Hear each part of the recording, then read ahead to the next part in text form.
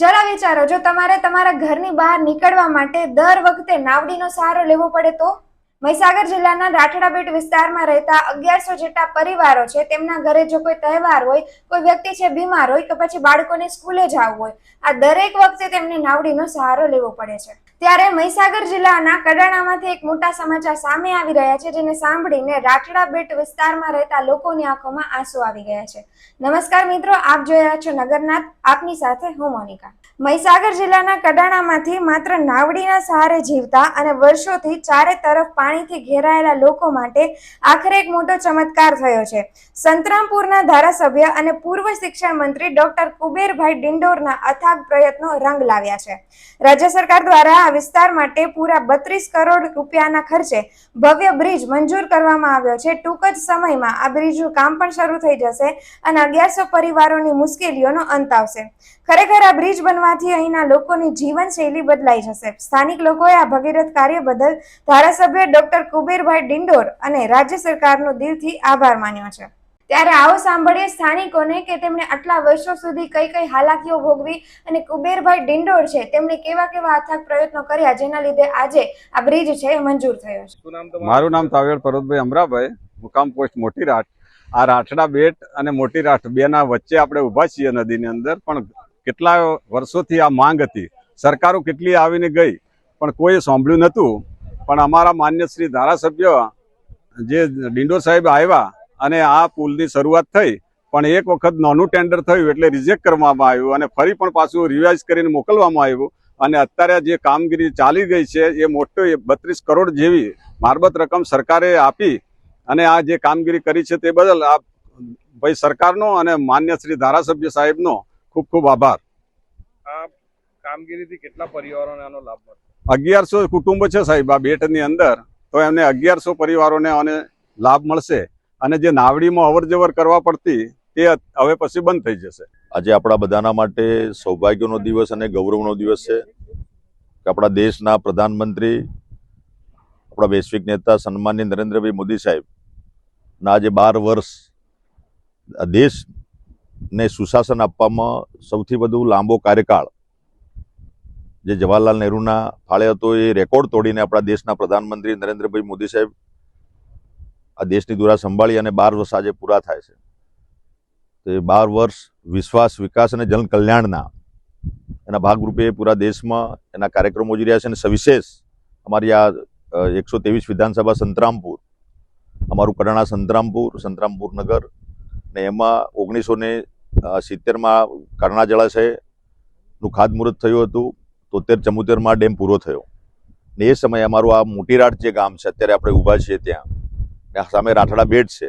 અહીંથી લોકો જે જમીન ડુબાણમાં ગઈ એ સ્થળાંતરિત થયા, પણ કેટલાક લોકો એ જમીન બેટમાં હતી એ લોકો ત્યાં જ વસી ગયા. અને સાથે આ જે અવર જવર જે વ્યવહાર જે હતો એ માત્ર આટલા 50 વર્ષથી આ ડેમના આ 2 ક્વાર્ટરમાં લોકો નાવડાથી, મારી માતા, મારી બહેનો, દીકરા દીકરીઓ જે સ્કૂલમાં જવાનું હોય, કોઈ બીમાર થાય અથવા જે સામાજિક પ્રસંગો હોય, જાન લઈ જવાની લાવવાની હોય, પાઘડી, બધા જ સામાજિક કાર્યક્રમો આ નાવડા અને બોટના વ્યવહારથી થતા હતા.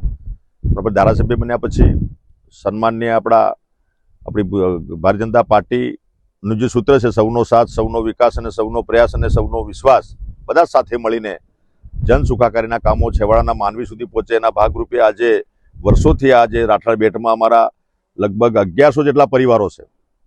અહીંયા 1 થી 8 ધોરણની સ્કૂલ છે, આંગણવાડી છે, લાઇટ પણ અમે પ્રોવાઈડ કર્યું હતું. પણ આજે અવર જવર માટેનું જે બ્રિજ નહોતો એ રાજ્ય સરકારમાં એની રજૂઆત કરીને આપણે મંજૂર કરાવ્યો, એજન્સી ફિક્સ થઈ અને કામ એનું ચાલુ થયું. આજે એના પ્રગતિપથ અંતર્ગત અમે આ કામ જે ચાલી રહ્યું છે, જે અત્યારે 2 જ એની તૈયાર કર્યા છે અમારા એજન્સીવાળા, એનું આ સ્થળ મુલાકાત માટે અમારી પૂરી સંગઠનની ટીમ, અમારા અહીંના સામાજિક આગેવાનો, અમારા કાર્યકર્તાઓ, અમારી માતા બહેનો, અધિકારી મિત્રો બધા આજે આ સ્થળની મુલાકાતે માટે આવ્યા છે.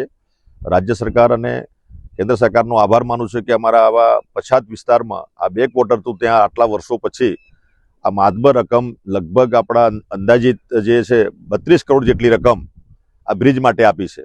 અને તેમ છતાં નાની મોટી જે ખૂટતી કડી હશે તો અમારા ભૂપેન્દ્રભાઈ પટેલ સાહેબની ઈચ્છા એવી છે કે ભાઈ જે કંઈ કામ કરવાનું એ ક્વોલિટીવાળું કરો અને ગાંઠ ઘટત તમે લઈ જાઓ.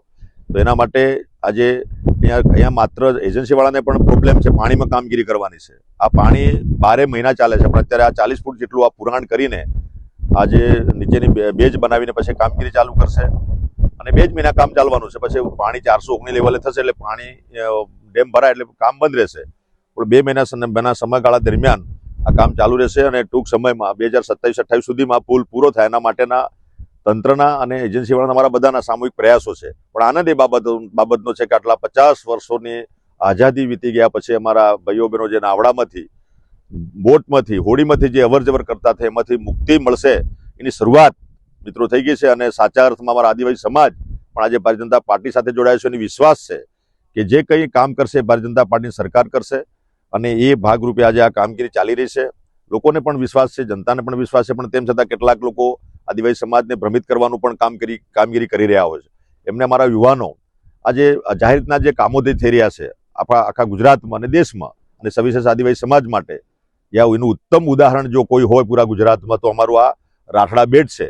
એ આવીને બધા જુએ. આટલા વર્ષો પછી સરકારો આવીને ગઈ, પણ સાચા અર્થમાં આ લોકોની સંવેદના, લોકોની જે વિટંબના હતી, લોકોની જે આપવીતી હતી એ સાંભળીને અમે એક અહીંના પ્રતિનિધિ તરીકે, અહીંના એક ધારાસભ્ય તરીકે સરકારમાં એ રજૂઆત પહોંચાડી. અમારા બધા જ આગેવાનો લઈને અમે પૂર્વ અમારા મુખ્યમંત્રી શ્રી અમારા નીતિનભાઈ અને બધાને અમે મળ્યા હતા. એ વખતે મંજૂરી મળી. અમારા ભૂપેન્દ્રભાઈ પટેલ સાહેબને પૂરી ટીમ, સંગઠન અને સરકાર બધાએ સાથે મળીને અમને આ માતબર બજેટ આપ્યું છે અને આ કામ ચાલુ થયું છે, શરૂ થયું છે. એનો આનંદ છે રાજ્ય સરકારનો અને અમારી પાર્ટીનો, અહીં અમારી જનતા વતી, અમારા વડીલો વતી, અમારી માતા બહેનો વતી પાર્ટીનો અને સરકારનો આભાર માનું છું. ધન્યવાદ.